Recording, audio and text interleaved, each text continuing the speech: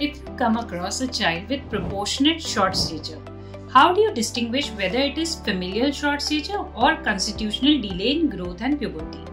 So what will happen in familial short stature? That the child will definitely be short for age, but if you look at the child's mid-parental height and the target height, the child's height will be normal as per that. However, in constitutional delay in growth and puberty, what happens? So the basic problem is there is delay in growth. So at any point during childhood, if you see, the child's height will be less than what is expected. Like at 6 years, the height will be that of a 4-year-old child. At 10 years, the height will be that of a 8-year-old child, and so on. But what happens? After that, the child catches up during the pubertal growth spurt and the final adult height attained is normal. So that is why both familial short stature and constitutional delay in growth and puberty are normal growth variants, right? Now, how do we distinguish between the two?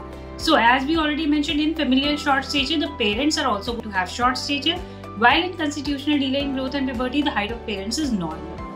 In familial short stature, there is no problem in the puberty of the child or the parents, while in constitutional delay in growth and puberty, the child can have delayed puberty, and on probing you will find that there could be a history of delayed puberty in the parents also when they were young.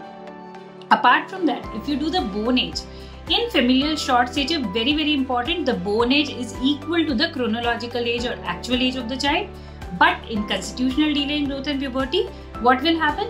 The bone age will be less than the chronological age of the child, because the skeletal maturation is also delayed, right? So that is how in a child with proportionate short stature you can distinguish between these two normal variants of growth, that is familial short stature and constitutional delay in growth and puberty, right?